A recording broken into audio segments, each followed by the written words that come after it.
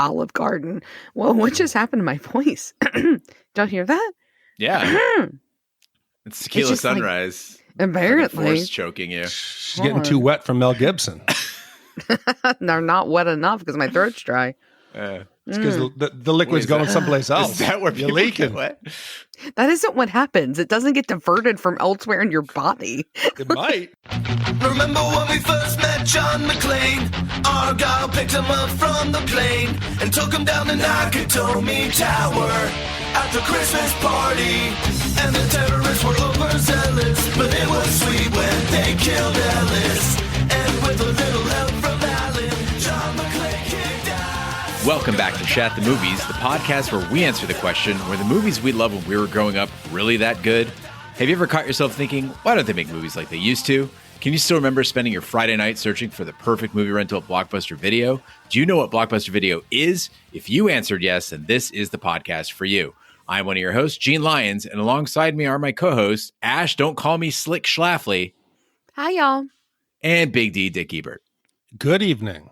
And each week we take a look back in time and decide if our favorite films still hold up. The movies we cover are chosen by you, the listeners, who generously commission the films you love. If you'd like to see all the movies we have covered, will cover, or want to choose one for yourself, please visit shatthemovies.com and take a look. And at the end of each podcast, we will provide you, the audience, with the number of wipes each movie would take to get off your respective butts. So thanks so much for listening. If you have not already, hit that subscribe button and share with a friend. It's how we help the podcast grow. Additionally, you can subscribe to our sister podcast, Shat on TV, where we review television series such as Westworld, Taboo, Game of Thrones, True Detective, Watchmen, Lovecraft Country, and currently we are doing American Gods Season 3. You can find all that information and past episodes at shatontv.com. Finally, if you like video, you can hang out with us live all week long by following and subscribing to our Twitch channel, shatthemovies.com/Twitch, where we play video games, host watch parties, and end each week with a Shappy Hour cocktail party. That's Fridays at 9 p.m. Eastern. Now, all that being said, Big D, what movie are we reviewing today? So, Gene, some weeks we get a movie that we know exactly what it is. It's a great film. It's a terrible film. This is one of the weeks that we have a film that we really didn't know what we were getting into. Other than some sexy sax music and some hot sex and a hot tub and the beach and the wind blowing, we didn't know what we were getting ourselves into when Rachel C. decided to commission the 1988 crime thriller film Tequila Sunrise. When Rachel wrote in and she said, "Hey, Shatters, love your show. You all have such different perspectives and personalities and presumably looks. You're like the boy band of podcasts. I knew I had to commission something, yet as I looked at your schedule, many of my favorites were already taken by other listeners with good taste. Clue, Heathers, Grease 2. So it was between Can't Buy Me Love and this. I know you're not a fan of rom-coms, so how about a romantic drama? Tequila Sunrise is a forgotten 80s gem featuring peak Mel Gibson, Michelle Pfeiffer, and Kurt Russell, and written by Robert Towne of Chinatown Shampoo and Bonnie and Clyde fame. I don't expect zero wipes, but I think you'll enjoy watching it.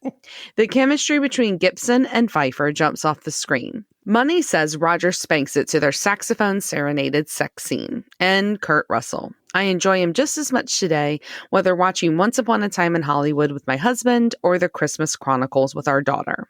Class act, super charismatic. I also have to highlight two late great actors who really shine, Raul Julia and J.T. Walsh.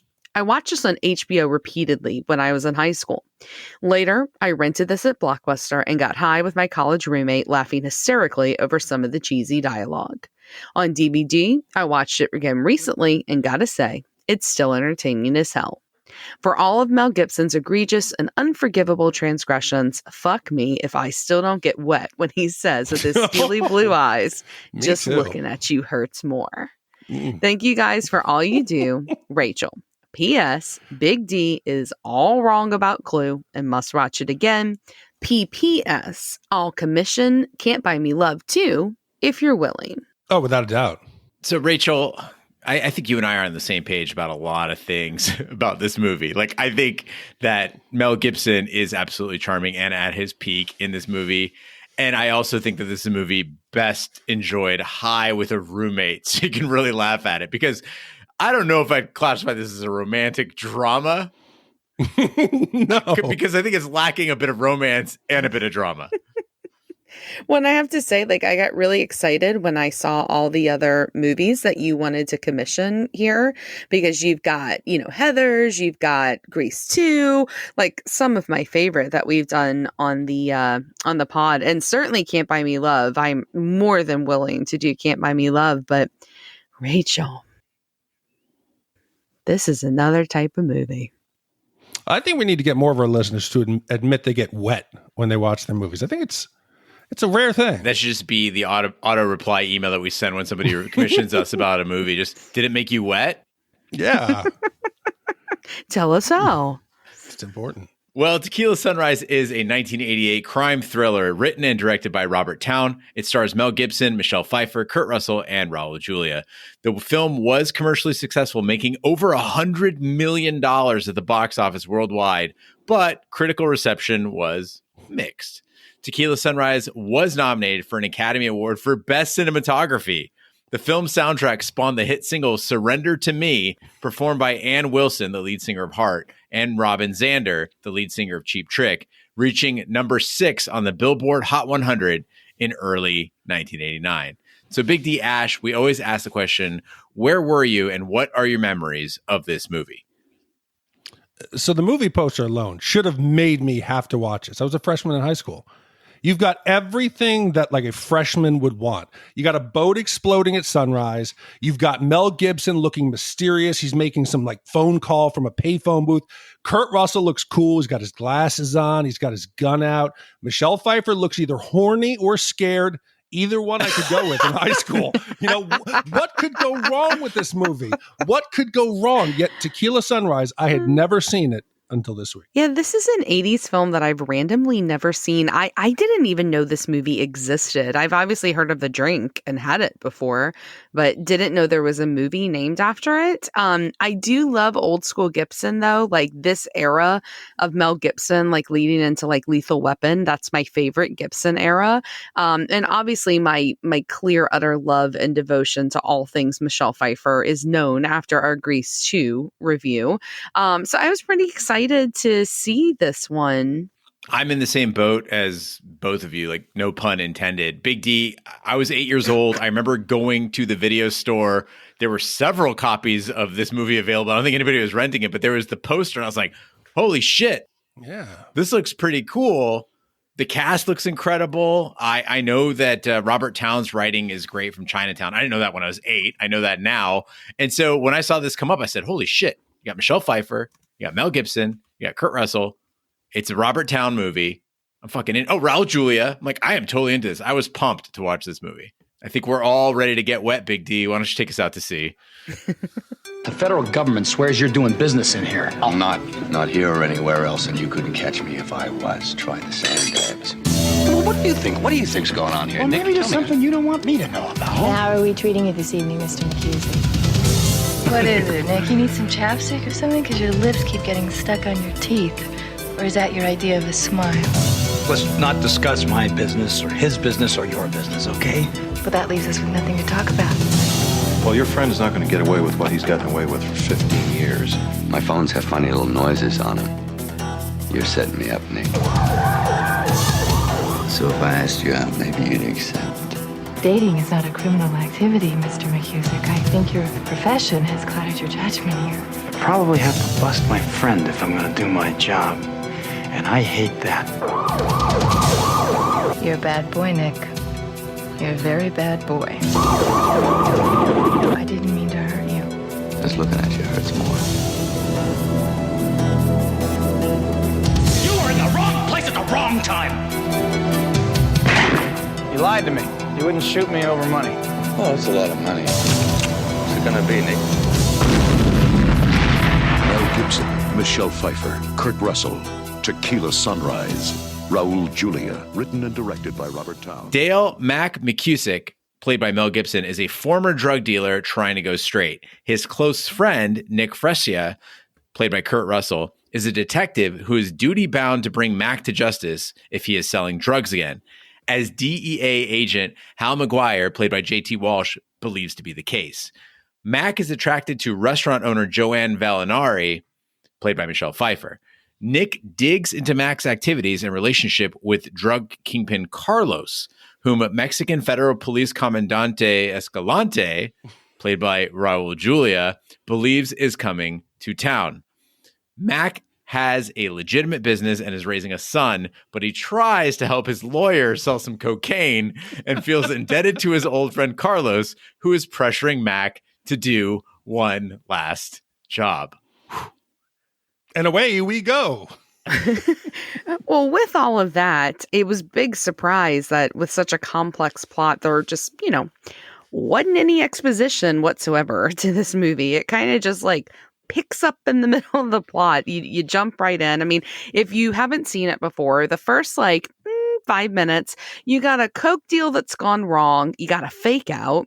Whether or not, the guy's bad or is he good? No, wait, hold on. You got a double fake out because one is good and one is bad, but they're not actually both bad.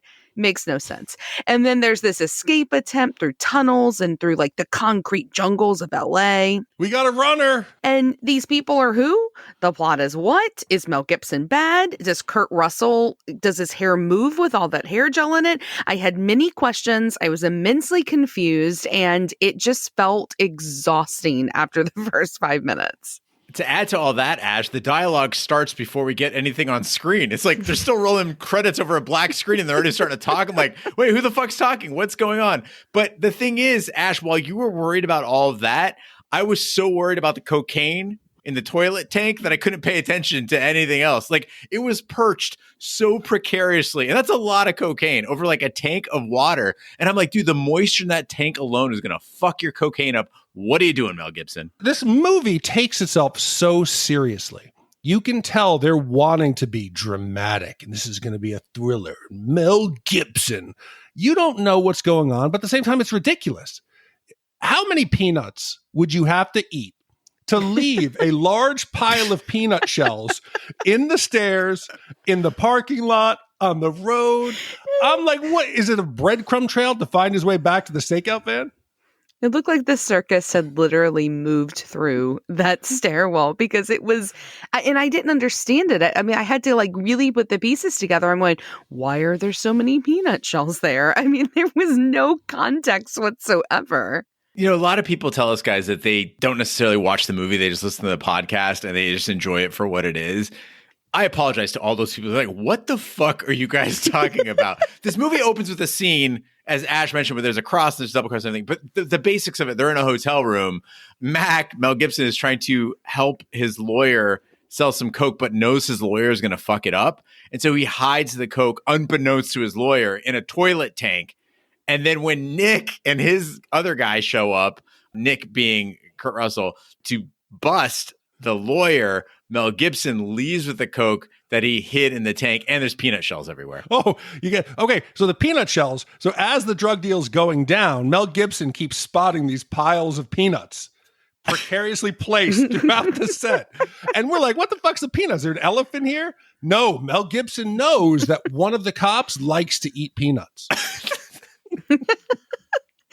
So moving on from the ridiculous opening, this movie had to let us know real quick that it was a serious cop drama and that Kurt Russell's character was a character to not be fucked with. And to show us that, he walks into the room of a guy, the peanut eater, and he's sitting there at the desk. And Kurt Russell, he looks really nice and he's smiling. And then just out of nowhere, he throws this entire fucking tray of coffee at him and is like, get the fuck out of my office. And then in that second that he's a real cop, that this isn't like a parody of a cop movie. This is a real cop. And I just couldn't help but picture this director standing off of the side that's like, okay, Kurt, we need you to look unhinged. So we want you to go in there. We want you to throw the coffee and then we want you to just start yelling. But as soon as you throw the coffee and yell a couple curse words, stop and just go back to being normal. And you'll look both like a serious cop and mysterious at the same time. Ridiculous. I don't know if this is a common thing among immigrants, but if you have an immigrant uncle, and I have many of them, when you watch movies like this from the 80s and 90s and a guy does a move like that, like flips the coffee on somebody, they'll make noises like, oh, oh, oh. And I did that. So I know I'm officially 40 now because I'm the fucking old Iranian uncle now. I jumped a little. That's about as excited as I got in this movie. So, Gene, I want to thank you. I'm going to change the way that I do this review. Traditionally, we talk about the movie as if someone has watched it. I'm going to assume that no one has watched this. So if I dumb it down a bit for the audience, please just go with me here, okay? So what Ashley's hinting at is that we now know that Kurt Russell, he's a cop, he's a detective.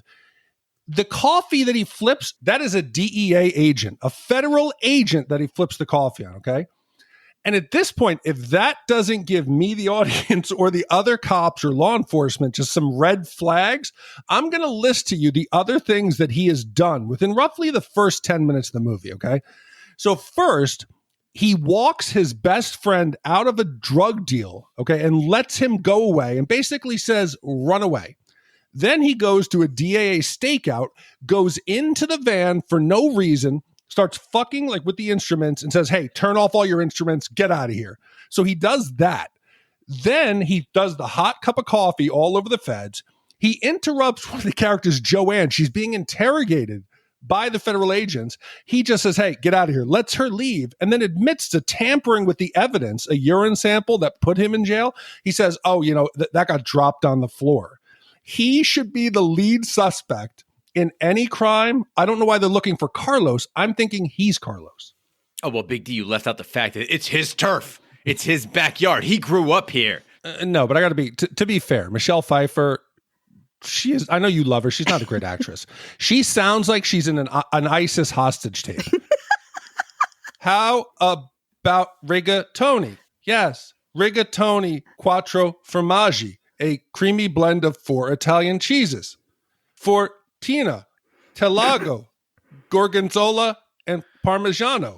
Okay, hold on. I gotta defend the movie here. The point is that everyone sees her as a stiff and scripted character. So she has to talk like that. That's good acting. She's actually playing the role where they're saying Joanne is stiff and scripted, and these guys loosen her up with their romantic ways. But they're dicks. They really did try to make food a star in this movie. They're trying to wow us with basic ass pasta and seafood. I mean, the menu here sounds like pretty identical to like Olive Garden today, because like quattro formaggio is like a big thing at Olive Garden, and like make your own pasta. So I didn't have as much of a problem with the food as much as I did with the fact of, why is the owner of the restaurant the one coming to collect your fucking order? That's your big question? Yes. No. And for you to say that pasta and spaghetti isn't a fancy meal, these are grounded detectives. These are hardened cops who live on donuts and stale coffee. Later on, when they're doing that stakeout and Joanne says she's going to cook dinner for Cody, one of the detectives, he's like, oh, I'm very suspicious here. She's cooking spaghetti. That's a fancy dish. What the fuck are you talking about? Spaghetti out of a box. Yes. Like, what kind of restaurant owner's like, I'm going to make you some special spaghetti from this box, kid? I think she means heroin. She's giving the kid heroin. That's code. The one thing that I think is just egregious in this film is the sexy sax that I thought was overdone in Lethal Weapon, but it makes it almost unbearable to watch this film. I stand by the fact that the saxophone is the least sexy part of the 1980s, other than the saxophone random solo scene in Lost Boys, which is incredible. But other than that one scene, like, the saxophone is just so completely unnecessary. And I don't know about you guys, but I found it remarkably distracting in this movie. Yeah, it was hugely distracting, but what other sound says Tequila Sunrise? That is the sound of a Tequila Sunrise, is a saxophone. You can feel no tension because it sounds like the fucking Seinfeld theme song while he's running through the, boom, ba-doo, boom, boom, boom, boom, boom. Yeah, it's like, I'm not concerned about it. All they had to do is put on fucking AC/DC would have been fine. Anything. This is the next movie that Mel Gibson did after Lethal Weapon. So I don't know if he thought, hey, that really set the tone. Let's do it again. But there are multiple sax infused songs in this. I went to try to search for it, and I was like, why am I going down this rabbit hole? But there's more than one song.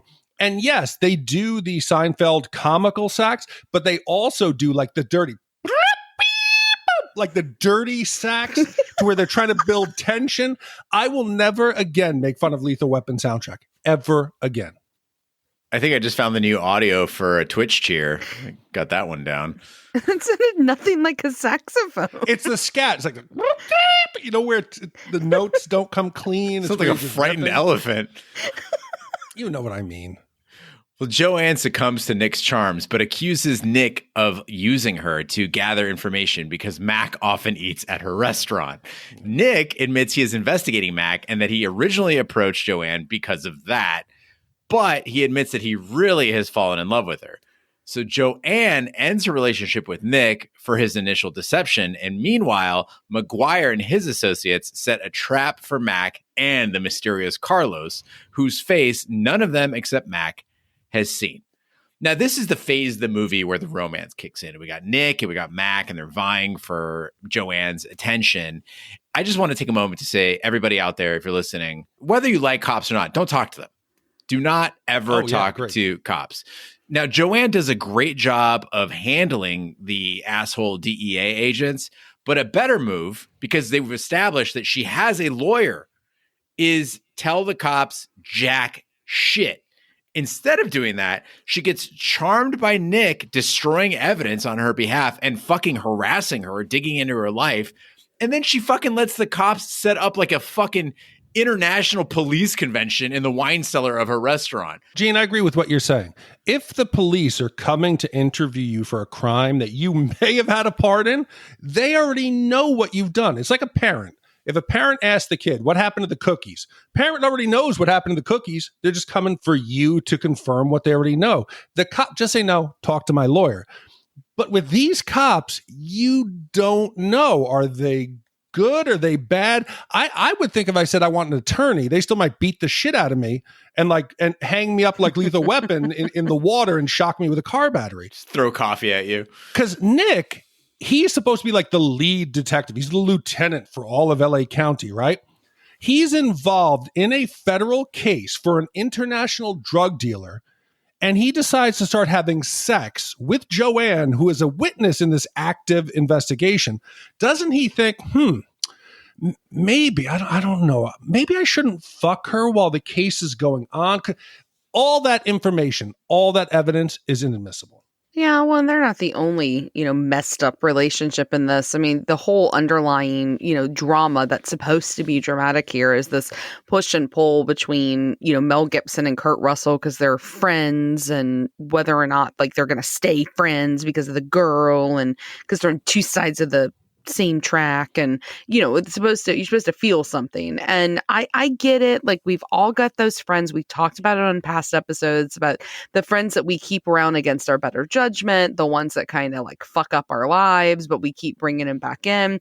But we've certainly never seen it done like this before. We're in the very dramatic meeting of these two friends for them to talk about the state of their relationship. They're sitting there swinging on an old swing set framed in sunset on a beach set to saxophones, sexy music. And all I could do was just roll my eyes and say, what the fuck is this movie?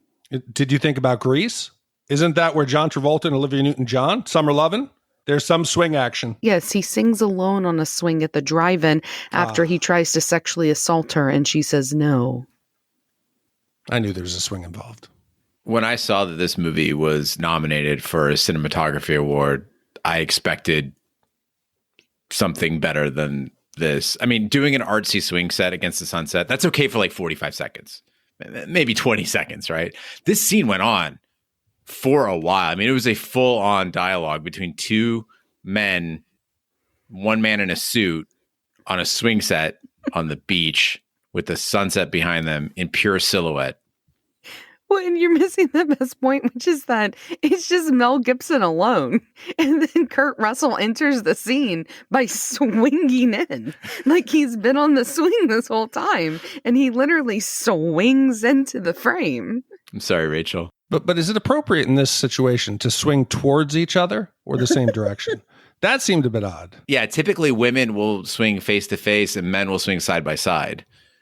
That's how we like to relate to each other physically. Well, how are we going to have a conversation when we keep passing each other? How do you swing face to face? The way they're doing it in the movie. Yeah. Oh. Yeah. The filmmakers were more interested. They said, hey, I got a great idea. This will be beautiful.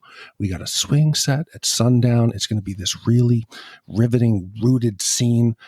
Than they were about actually recording what the characters were supposed to be saying. And there's multiple shots that are done at sunset. They're like, let's go find a sunset and we'll film anything. Driving a car, a cat, a garbage can. It didn't matter. They just kept doing it. Hey, let's get Nick in a silhouette in an alley smoking a cigarette. That'll look great. Sex in a hot tub later on. Let's film it in the reflection of the hot tub. This is great. They were interested in making an artsy film and not a good film. Not everything ages well. One thing that is definitely dated about this movie is how they wrote female characters. We should really be glad that today, although we've got a long way to go, movie makers are much better at representing women on screen, because every woman in this movie was written by a man who has never paid attention to women. Mac's ex shows up and she's like, oh, I broke a nail. I want money. I don't know how to fix a car. Like, everything about her is a fucking female stereotype. Then you got two women, the Sin sisters. They don't even get speaking roles. They're just there as like flesh on the couch. Joanne meets two guys who are clearly both fucked up and also unappealing. And yet she fucks both of them because, I don't know, wine cellars and yelling. I can't figure any of this out.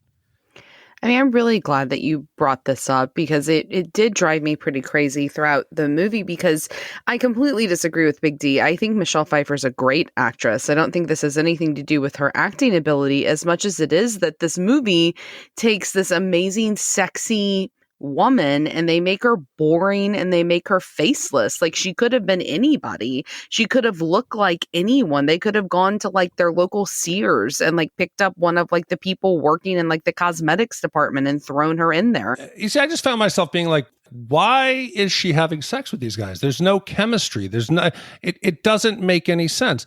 And then there's times where she should run away and she doesn't. It was totally counterintuitive. She discovers that Nick somehow has access to the police's brand new people suspects have fuck database that they could run. He starts going, well, I remember you had intercourse with a married man, but then you broke it off instantly. You were dating a paint. What kind of database is this? I'm frightened to see what my rap sheet would look like. I mean, to be fair, there's like 5,000 listeners who know Ash's sex history because we bring it up on every episode of the podcast. You just listen to 8 episodes. You're like, all right, I know who she's fucked, where she fucked them. I just think what was more disturbing was that he was clicking through those pictures so quickly and then like going back and like that there were so many of them. There's this whole dossier of her time with Mac that she's been with him for like a couple of days. Like, how many photos that like did they take of them and process that quickly?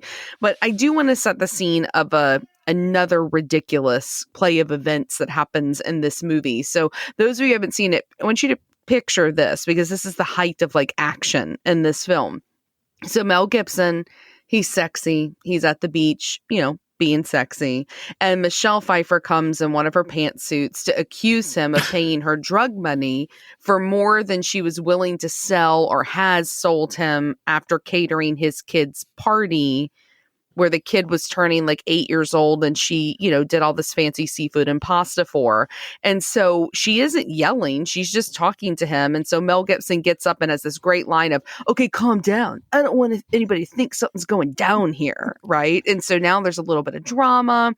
She nods. And suddenly we move from this scene to look in the ocean, and Mel Gibson's son goes down in a surfing accident. So Mel Gibson runs after his son, but we don't get to see the rescue. Cut now to him carrying his kid, who's now in a neck brace, and they go into the apartment. And so Michelle's answer to make him feel better is to make him the boxed angel hair pasta for this 8-year-old. And that absurdity of events, and literally there's no other narrative there. That's just scene by scene by scene. I think it sums up how poorly put together this movie is, and how you just jump around from action piece to action piece and nothing connected. And I know we hate the word trope on this podcast, but like that's what it felt like. It's like trope after trope after trope of every genre of film, all shoved into one. What kid's dream of their birthday would be a fancy Italian seafood party? None. No kid has ever yelled, "Yay! Daddy's got us the rigatoni quattro formaggi." No kid has ever said that. Cody's a fucking cool kid. I think he's like a highlight of this movie. Cody and Raul Julia, I think, are the two best things about this movie. That father-son scene. There's a father-son scene where Cody is doing the thing that kids always do in movies, where he's giving his dad a hard time about the lady that he likes. I thought this actually worked. Cody and Mac, they're like awkwardly, talking about Joanne. Why isn't she babysitting me? And it was like this scene where Mel Gibson kept trying to walk away. He kept getting dragged back in the room. And I was actually smiling to myself. I thought it was okay. And again, you got to clutch to these pearls of quality in this movie, because otherwise you're going to have just a really, really bad 2 hours. Who was babysitting for Cody? Was it the Sin Sisters? What babysitter would take Cody's word and just leave? Just pick the kid's in a neck brace. He's been in a serious surfing accident. He's hit one of the piers. And you're not going to ask questions? Is this Ashley's the sofa gangbang babysitter? The kid's been injured, almost paralyzed, and you're just going to walk out the door. And I'm not sure Cody's okay, because he just disappears after the spaghetti. Yeah. No, she says. The mother. The mom comes and picks her up. What happened there? Isn't she a little mad? Where's the angry phone call? How did you leave our son alone? He's been injured. She's got to get her nails fixed and go shopping, Big D. She's a woman. Oh, my God. In time, Joanne realizes that Mac is in love with her and that she has fallen for him. Nick figures out that Mac's cousin Greg is an informer for the DEA and that McGuire has become dangerously obsessed with catching Mac, willing to use any means necessary. Nick meets Joanne at her restaurant, gives her a pistol for protection, and tells her to stay away from Mac that night because Carlos is expected there. She does not heed Nick's warning and returns to Mac's house, where she discovers that Escalante is, in fact, Carlos. Carlos takes Joanne to his yacht. He has Greg killed, leaving his body next to a shipment of gasoline-contaminated cocaine. There are two sex scenes that stand out to me in movies that I've laughed out loud because of the absurdity of them. Obviously, one of them is like the famous pool scene from Showgirls. It's a ridiculous sex scene. I didn't think anything would ever rival that sex scene of being just utterly ridiculous. And guys, we found it here. And if anything is a saving grace of this film, it is how funny this scene is. I have laughed harder at this sex scene than I have at anything I think we've watched. And I have questions. So let's go through them. The first, why is it shot in slow-mo? Second, what the fuck were they doing under the water to have to constantly rise out of it like that? Like, I mean, it was like Ariel when she comes out of the water when she gets her licks. But instead of it just being Mel Gibson, he like throws himself out with Michelle Pfeiffer attached to him. And third, why once you get out of the hot tub, do you pull the blanket over your wet bodies? And fourth, how many times do you think the cops watching jerked off together in that van? Ash, you saw The Little Mermaid. I saw that scene from Leviathan when the creature like comes bursting out of the water. I was like, what the fuck? But you got a camper, which you end up in. Why don't you just go in there in the first place? I'm really into camper sex, and you fucking own one. Like, take advantage of it. How often do you get to fuck in the camper? This is what I imagine it would look like if you had Cirque du Soleil stage the sex scene. There's people in weird costumes. The bodies. I spent half my time like turning my head and looking sideways to try to make out what body part am I looking at.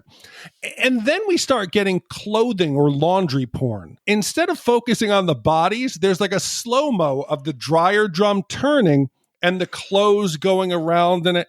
And then this is interlaced with what I love. It is a montage of Nick being tormented, that he knows Mac is there having sex with Michelle Pfeiffer. All the cops are watching, and he's sitting in like a dark room, like rifling through like 400 shots of Mel Gibson and Michelle Pfeiffer closer together, farther apart. It is absolutely glorious. And the only way that they can cap off this ridiculous scene is when Carlos walks in and delivers the best line. You fuck like a world champ. 4 hours, those cops are terrified their wives are going to hear about this. And you know that Nick is also terrified about that. But y'all, what are they doing under the water? I mean, we all have sex. I mean, seriously, is it like an asphyxiation thing? Like when you put the belt around your neck, but instead you just try to drown your partner and then like you pop them up at the last minute, like the moment of climax, because they keep going back under. It's like 3 different times they pop out. Yeah, maybe Mac's been a dealer for so long that he just assumes he's under surveillance at all times. So you go down there for privacy. So you just fuck while holding your breath. Wait, you don't hold your breath? I don't know what I was watching. Big D's alluded to the fact that there's this love triangle at this point, right? And this isn't even like a good one because I think there's not much of a choice here because both Mac and Nick they're pretty gross just as characters. But the grossest thing of all is that they've written Michelle Pfeiffer's character to call them both Mr. She refers to them both as Mr. throughout so much of this film. And it's like the guy who wrote it like got off on this idea. Like it's like the 1980s version of calling somebody daddy, right? Like Mr. this and Mr. that. And I just thought it made my skin crawl. Listen, they're both shitbags, but Mac's not gross. Like, yes, he's insecure. He's controlling. He's still, for all intents and purposes, a drug dealer. But let's not confuse things. He's not as bad as Nick. Tequila Sunrise did something amazing, which I didn't think was possible. They made Kurt Russell unlikable. And as you alluded to it before, the first rule of Kurt Russell is don't fuck with his hair. Let that shit go. He's got great hair. Just let it go. And 2, he's got to be the loose cannon. He's got to be the wild one. You got to reverse the roles on these guys. Nick is the fucking worst. He's a cop who thinks he's cool, which is the worst kind of cop. He abuses his power. He asks personal questions of people that he and his coworkers are harassing. And I think that the movie's trying to get us at times to sympathize with Nick, and it's not working. He is a fucking asshole. As you said, Big D, he's digging into people's personal lives. Perhaps the worst part of it is he's like, hey, you're in danger. I don't know if you've ever used a gun. I don't know if you're comfortable with guns, but I'm going to give you this gun that I got from a fucking Mexican federale as a gift. I'm just going to hand it to you out of my fucking trunk, and that should keep you safe. That's more likely to get her hurt. It works because these 2 guys are unusually sexy. They're super, super hot. I'm completely comfortable to say they exude some kind of like mysterious hypnotic charm. Even through the screen, I could feel like they were alpha male. These guys are like exuding some pheromone that just controls people. Brad Pitt in Thelma and Louise. That young Brad Pitt is almost animalistic. No human can resist these 2 guys. And I know they're not the brightest, they're not the nicest, but they are physical specimens. And personally for me, if I had to choose between the 2, I'm going Kurt Russell. Even though, Mel Gibson's got a little better body, but Kurt Russell, there's something about that disgusting scene in the wine cellar with the water. There is an animalistic, raw, carnal skill that he seems to have. Which would you choose? I'm sorry, are you asking which I'd rather be or who I'd rather fuck? No, which do you think would be a better partner? A better fuck. Yeah. Oh, I think Mac. I think cops are terrible lays. We're talking about what we saw on screen. We're not talking about the police. Like, which of the 2 enact? Yeah, but I'm talking about what I saw on screen. He's trying to compensate in a million ways. Max is trying to be a good dude. Ash? I mean, first of all, I'm 37 and having sex for 4 hours sounds awful. So I don't want to go for Mac. But I also feel like if you touched Kurt Russell's hair, it would make that terrible like crunch sound that, hair gel makes. And that probably smells really weird. So I guess I'll have sex with Mel Gibson. I mean, he does have a really good ass. I mean, this is like peak Mel Gibson ass territory. So I guess that's good, but they're both just gross. I would have sex with Raul Julia's character anytime more than I would with Mel Gibson or Kurt Russell's character. Oh, hell yes. You fuck. You snort some coke off of a tortilla chip. It's a good time.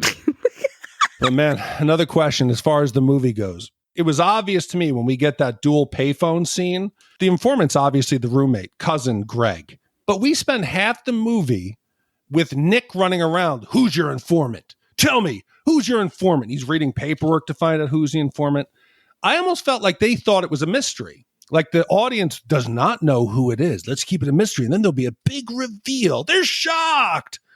Did anyone not get who it was? And was it the intent that they thought we were surprised? Yeah, I think they were trying to surprise us by leaving us breadcrumbs, but the breadcrumbs were like loaves.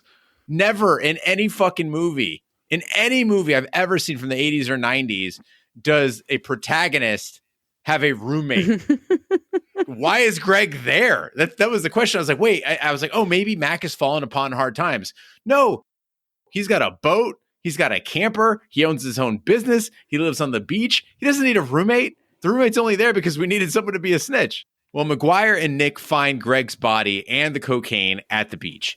Nick meets with Mac to warn him that Joanne is in danger. Mac pulls a gun on Nick and rushes to the marina.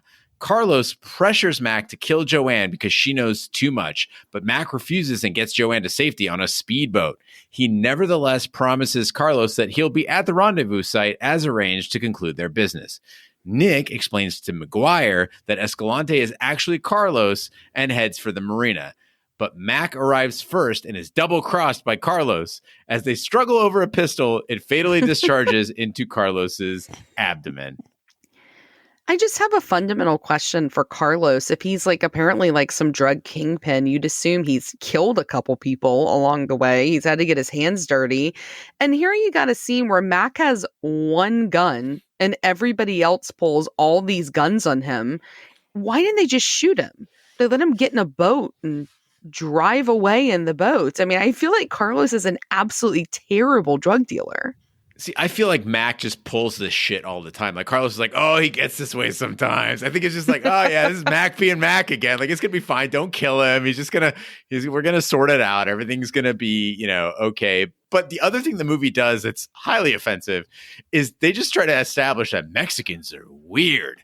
They like bullfighting and tequila, and they give guns as gifts, which actually I think all that shit's cool. If that's Mexico, I'm going like right now. But I want to get one thing straight, is that guns go to Mexico from America. There's no Mexican gun makers that are, where guys are bringing, nobody's smuggling a gun from Mexico into the U.S. So if we're going to make some stereotypes here, it's the Americans that are giving people guns as gifts for no fucking reason. No, it's because he's the nicest drug dealer ever. He really is. He values friendship over money or power. I watch Narcos, and Pablo Escobar used to say plato o pomo, that you either choose the silver or the lead. You either take the bribe or we're going to shoot you. Carlos would be like, mejor amigo o muerto. Like, I'm going to kill you or you'll be my best friend. I thought it was a refreshing change, and I kind of liked it. I liked Carlos. I'm not convinced that people in this movie didn't want to die. No. They're having conversations face to face at 8 inches apart, just loosely holding handguns Yes. while talking things out. At one point, Mac is walking away. Nick fires a shot like over his shoulder. And listen, I don't care how good a friend you are. If I'm walking away from somebody and a gun discharges, I'm assuming that I'm being shot at. I'm turning around and shooting back or jumping in the water, something. Mac is just like casually like, okay, well, you fucking missed. I'm going to walk slowly some more. Maybe you want to try that again because I'd really like to fucking die and be done with this movie. Oh, you got to think he shit his pants because they were just holding the guns at each other's face. He turns his back to walk around. If somebody did that, I would have shit myself or quickly turned around and shot him. And I think that's where this movie suffers is it's trying to be like this moral dilemma, but it's also trying to be like an action movie and pick one or the other. But when you kind of straddle the two, it just ends up being terrible. And then you throw in some romance, and then you throw some romance into the mix. But I think what they're trying to do here, the big idea is these parallels, right? You got a cop and he's supposed to be morally upright, but he's the one that's morally bankrupt. You got a drug dealer and he's a drag of society, right? But he is morally upright. Mac and Nick are friends and one is good, but the other is bad. But then Mac and Carlos are friends and one is good and the other is bad. But then Mac and Joanne are lovers because she likes bad boys, but Mac's good.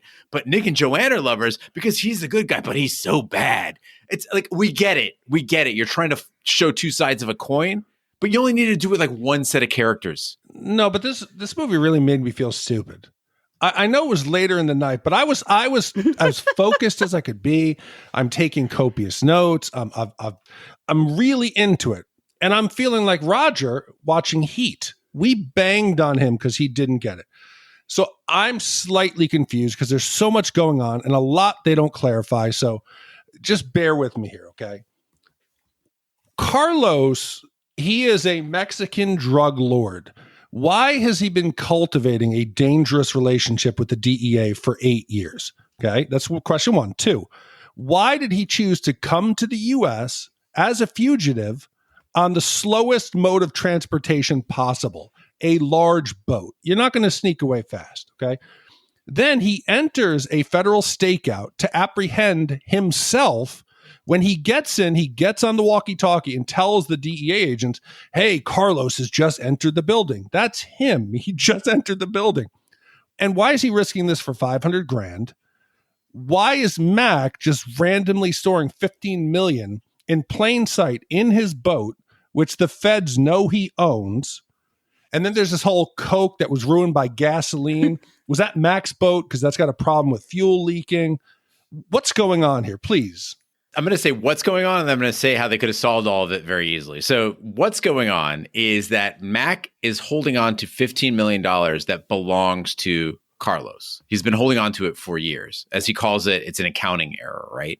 And so he's got to get that money to Carlos, and Carlos has been cultivating this relationship with the DEA because he wants to be able to operate with impunity between the United States and Mexico. And the best way to do that is make the DEA think that you're a commandant in Mexican federales. I'm not saying this makes sense. I'm just saying this is the plan, right? Now, the walkie-talkies, there's two sets of walkie-talkies. One set of walkie-talkies is one that they're officially using for the stakeout, the sting operation. And the other set of walkie-talkies is so Carlos and his men can discuss their secret intentions of doing this drug trade and collecting the money. But they mix up the walkie-talkies, which they literally say in the movie, like, we better not mix up these walkie-talkies. Right, but he says it in English. It's on the DEA walkie-talkie, and the DEA agents and the federales are in the same trailer. What, they're not going to hear the dual walkie-talkies? Now, as far as the $500,000 goes, that's not the intent. That's the decoy, right? You're dumping some shitty Coke that was contaminated by gasoline in a previous incident. He needed to unload it somewhere. So he knew he could sell that to the informant or to Mac, whoever was going to pick it up, and get $500,000 and dump that off. But the real reason he was there was for the $15 million that was on the boat. So he was trying to make $15 million and another $500,000 and also dump off some shitty Coke in the process. Is there a better place to hide $15 million than on the floor of a boat, which might be stolen out of some boatyard? The bigger question is, you have a boat. The $50 million is on the boat. No one knows it's there. Could you maybe take your boat out into the ocean and then give Carlos the $15 million at any time during the last 8 years? Ash, did you grasp that, all that?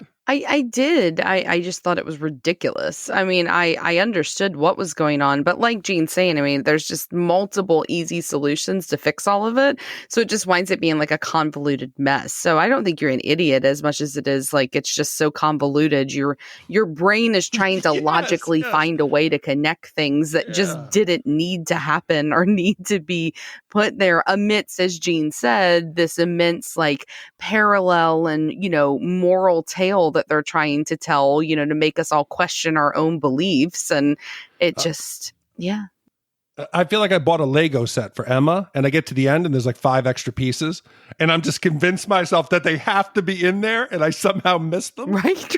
And you can't make them fit because they shouldn't be there. Right. Well, McGuire shows up and begins shooting. First to kill Carlos with a shot to the face, and then he shoots at Mac as Mac is raising his hands to surrender. The gunfire causes the boat's fuel tank to catch fire just as Mac jumps in the water. Nick arrives at the marina. He hears the gunfire, draws his weapon, and orders McGuire to cease fire. But McGuire continues shooting, forcing Nick to shoot him in the back, wounding him. The fire causes the boat to explode, and with it, millions of dollars on board. The story ends with Nick asking Joanne to meet him at the beach, and she arrives to instead find Mac running to embrace him in the waves. A pleased Nick watches from a distance. So the poor dude's been like blown up, has lost all this money, why did they let him off in the water? They just like dumped him like 10 feet from the beach. This is like 15 hours later. Has he just like been in the water this whole time and they just finally went and found him? Have they been driving around on the little boat till Joanne could get there? Where's he going to go? Is he free? Is he going to get killed by Carlos's, second in command? It left so many questions and they didn't answer them. They just decided to do that, little slow motion weird thing mid kiss between the two of them with the freeze frame, and they answered nothing. If you rescued Mac by boat from the water and then you didn't take him directly to land to recover from his burns and everything else, I can only guess that you're trying to get his ass out of the country, not drop him off on the beach in broad daylight in front of a cop. No. And they hint throughout the movie, right, that your life is over. You're going to spend every waking moment running from the cartel. They're going to kill you if you testify. You'll be on the run. I assume that the cartel is going to know, Mac just killed Carlos, blew up $15 million. They're going to be upset, but yet they portray it like, hey, everything's cool. They're part of the friendly, nice guy cartel. They're not going to... Again, I'm feeling like I'm slow, like there's something wrong with me and I'm missing it. Well, and then like the whole plot is that Joanne's supposed to think that she's meeting Nick there, but she doesn't see him. How the fuck did she miss him with that 10-foot walkie-talkie he pulls out of his pocket to talk to the boat? It felt like something out of Spaceballs or like out of Zoolander when they're messing with like size, like that there's a size gag because he's got those tiny little sunglasses and this giant walkie-talkie that he's talking in, and he just looked like such a douche. Now, if nothing had happened with this walkie-talkie, though, you guys would have been screaming Chekhov's walkie-talkie. The walkie-talkie played a pivotal role in the whole movie. It was the star of this film. It's ridiculous. And it's eventually what gets him caught. So McGuire finds out that they're Pier 17, right, because of this mix-up. But the guy who's in there, the marina guy, the guy who's like whatever, the harbor master, right? He's friends. He is awfully cool with Nick just murdering a DA agent. He shot him in the back. So he knows that just happened. Then Mac blows up a boat with $15 million in his marina. Wouldn't he think somebody's going to come ask questions? Fuck, he didn't even murder him. The guy's wounded. He's still fucking alive. You think McGuire is just going to be like, oh, well, whatever. I'm going to go home now after you shot me in the back during a fucking drug bust. Wait, you think he survived that? No way he survived that. He shot him in the spine, square in the back. No way. Yeah, I think he survived it. That's Hal McGuire, man. He's tough as nails. He can survive coffee, shots to the back. You guys talked about, whether the gang would want retribution for Carlos. Of course, because Carlos is fucking badass. Like, if I had to be part of a drug cartel, this is the guy I want running it. He's fun. He lets you go sit in a trailer and watch dudes fuck. You're getting free cocaine. Everybody's having chips and Coke. Raul Julia and Mel Gibson as young Carlos and Mac, that's the movie I want to watch. Their adventures getting out of Mexican jail, like that would have been amazing. Carlos, to me, is fascinating. He's so passionate about everything in life. Like you mentioned, Big D, you fuck like a world champion. He likes ping pong. He likes good weed. And fucking, he's even cool about getting shot. Like after Mac shoots him in the gut, he's just like, well, let's sit down and have a talk, Mac. I mean, I'm dying here, so, whatever. He tried to talk things out about Joanne. He wasn't like, hey, we're just going to kill her. He's like, let me convince you after a long discussion and watching some bullfighting and drinking tequila that we really should kill her. And all I'm wondering is why didn't they all just decide to just fucking go to Mexico? You got $15 million. You got a boat. Joanne's there. Mac's there. Carlos is there. I would have liked the Trading Places ending right here. They're just on the beach somewhere, enjoying daiquiris. Well, Gene, mission accomplished. Your closing arguments have worked. I'm going to knock off 0.25 wipes on my score. I loved them. I loved Carlos when they're on screen together. There was a passion. It was enjoyable. I actually smiled. And that was something that rarely happens during this movie. I felt like this was El Guapo. If El Guapo was in a serious movie, a fun drug dealer who would get sweaters, play ping pong, risk his life, hug it out, I enjoyed it. I stand by the fact that even Raul Julia couldn't save this. And I'm sorry, as much as I love Raul Julia, it's also just like the same character he plays over and over again. Like, I mean, he looks like, Gomez Adams here, just Gomez Adams in a cartel. Like it's the same thing over and over again. And yeah, he's cute, but he makes no fucking sense in this movie. You don't have to make sense when you deliver a fiery soliloquy about friendship. I was like, yeah, be my friend, Carlos. I love you. This is what they need to do. They need to make this a movie about Mac. I agree. Keep Carlos. Agreed. Keep Cody. Drop the rest of it. You got a drug dealer who's trying to turn his life around while being a single dad. He gets a surprise visit from his friend who's a drug kingpin who's come to collect some money. The cops are hot on their trail. Can he keep his secret? Can he win the girl? Or is telling the truth the only path to love? You're done, right? That's it. That's the movie. I would watch that movie. That or, like you said, the prequel. I want to see the Mexican days. The Mexican days would be great. How did they get caught in prison? That would be an amazing movie. And to close out this review, I have to ask one final question. We know the relationships, either of them in the love triangle, don't make sense. But then all of a sudden now, we get the Joanne's out there. She now finally realizes he's still in the business. He's doing blow in front of her. He's got guns. He's hanging out with these international drug cartel members. Now she says, I love you. I love you. Let's get married.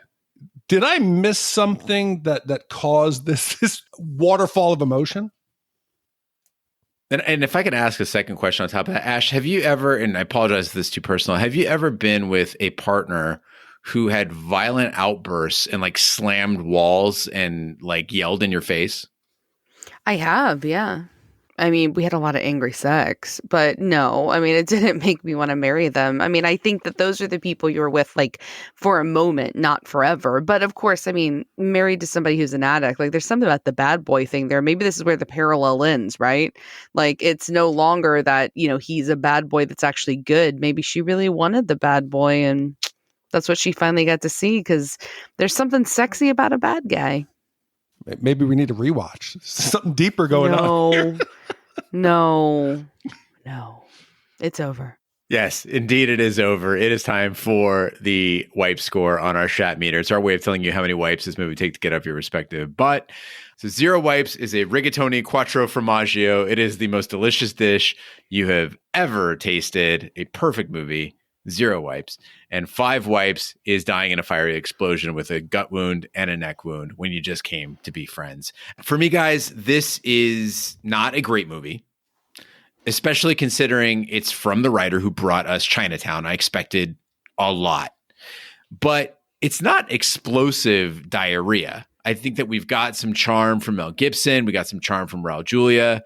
It's got some, father-son chemistry that I enjoyed. And honestly, I think it is closer to being an average movie than you might think when you watch it. With a simpler story, ditching the overlapping parallels, making the cops faceless bad guys, you're pretty much there at like a 3-wipe movie. Still not good, but it would be something passable. But it lacks those things. And so for me, I got to say this is a 4.5-wipe movie, which is the worst I've given anything. That's fair. And 5 wipes is reserved for an absolute abomination. Big D, how about you? So today I thought there was no chance this was getting anything less than a 5. I commented to Drew Zachman from the One Headlight podcast. I said, this is the worst movie we've ever watched. I was confident in it. But Gene, you had a good argument. There was one shining little moment that I enjoyed that if it came on TV, I would watch it.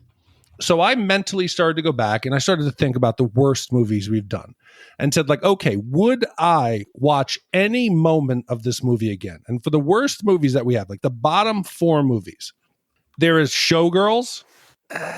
Which you're wrong about. Okay, I probably would watch some of those scenes, like you said. I mean, there's a couple of those scenes I'd watch over and over again. Yes, like the hot tub shark attack sex scene, I would watch that.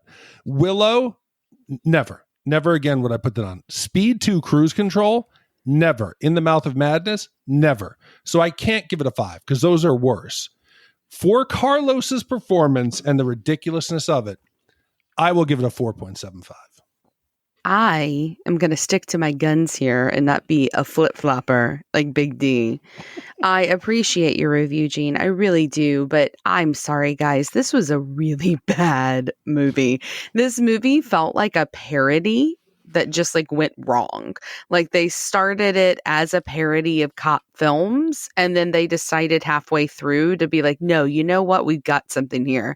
We're going to make it serious. And it just didn't work. I mean, I was almost speechless while watching it about what I was going to say because I didn't know how to put into words how bad it was.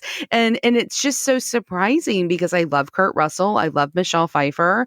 I love Mel Gibson, but Rachel, I'm sorry. He didn't make me wet in this movie. He made me angry because it's just a really bad film. And I've never done this before. I've only ever hung out in like the 4.5 range with Gene. And I'm committing tonight, guys. I'm giving this one a big old whopping 5 wipes. Wow. Yeah. And I do have to confess that about the first 7 minutes in, I paused it. And I was mentally hoping and preparing myself, hour and 30 minutes. I was thinking, please. And when I saw it like an hour 57, I was like, no. God damn it. No. And my heart just fell out of my chest. So it is pretty bad. It would be good with the Seinfeld sax and a laugh track. I would love to see some of these things. Get on it, internet. Well, with 4.5 wipes from me, 4 3/4 wipes from Big D, and 5 wipes from Ash, that gives Tequila Sunrise an average wipe score of 4.75 wipes. So, Gene, at this point, this is movie number 193 that we've done with a Shat score of 4.75. That puts Tequila Sunrise alone in the 190 spot. The only movies that are worse are Willow, Speed 2, and In the Mouth of Madness. And slightly better is Showgirls, Safe Men, and Fletch Lives. It's in a special place in the Shat catalog. Is it sad that this movie made me long for Fletch Lives? Like I was like, Fletch Lives was fun. There was zippity doo-dah. You know, you wonder how could it have gone so wrong? You had the cast.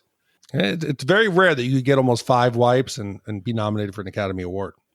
All right, well, let's get this filth off of our bums and move on to the listener voicemail for the week. So, Gene, this week we've gotten a voicemail from one of our longtime listeners, Carmelita. Hey, it's Carmelita Valdez McCoy, your friend and loyal listener. I want you to know that I'm lying in bed. It is 12:30 a.m. and feeling something akin to the sting of unrequited first love. After listening to the Valley Girl episode, I can't believe you guys shit all over this movie. Because it means so much to me. Yeah. And I'm just kind of speechless. I had some forewarning on Twitter that this might be happening, that you might not love it like I love it. And I just want you to know that I forgive you. And I will always love you guys unconditionally. I forgive you. But I think you got it all wrong. All right. Take it easy. Bye. Why did she lump me in with you guys? I liked it. I felt a little hurt. I made myself a nice tea. I tried to go to sleep that night. I laid in bed thinking about why you hated this movie. Was it something I had done? So I can feel her betrayal. I mean, I'm of two minds about this because on one hand, Carmelita knows movies. I mean, she's been on several podcasts and she knows her shit. But on the other hand, I think she might be biased because she's from Southern California.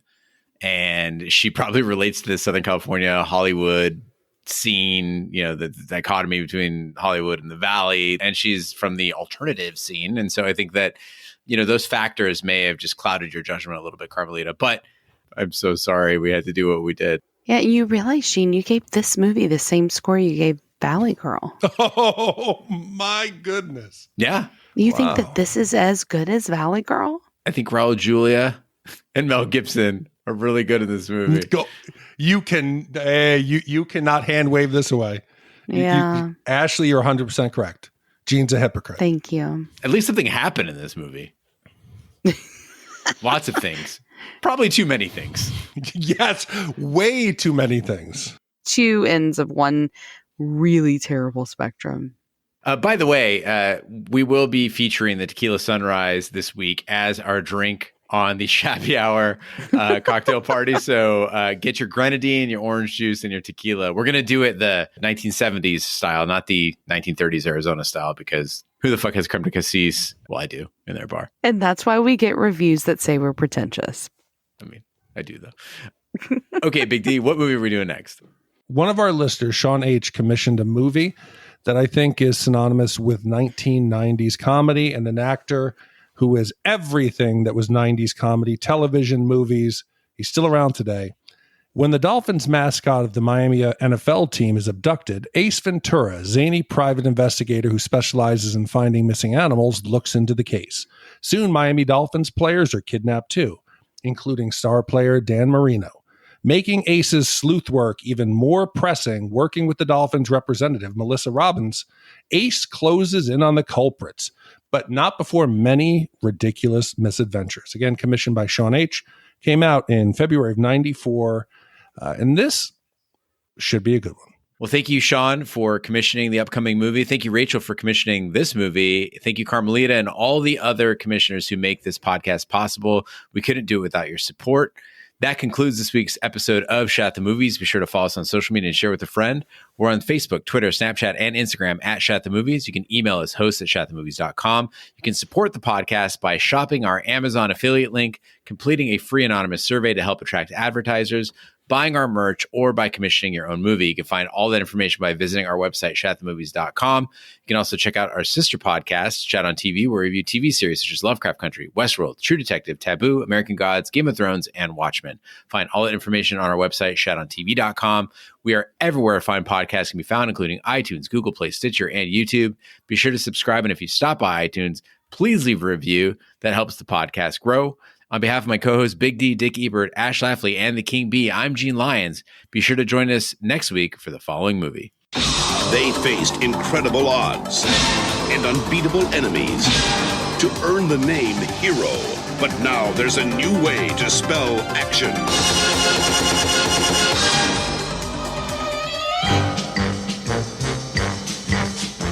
Jim Carrey is Ace Ventura, Pet Detective. He's the best there is. Excuse me, gentlemen. Pet Detective. Actually, he's the only one there is. You really love animals, don't you? If it gets cold enough.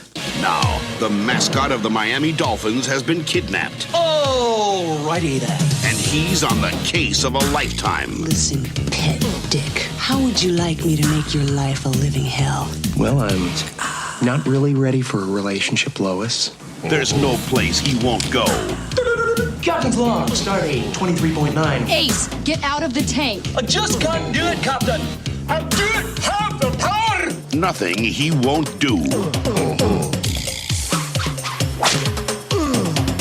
And no one he can't handle.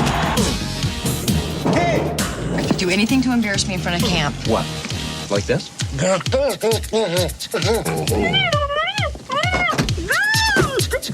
Hi, Captain Stubing. Because when this pet detective gets the scent... Where's Dan Marino? Hi, I'm Dan Marino. Reno, why? Because he's about to join Snowflake. He'll follow it anywhere. Here's Snowflake.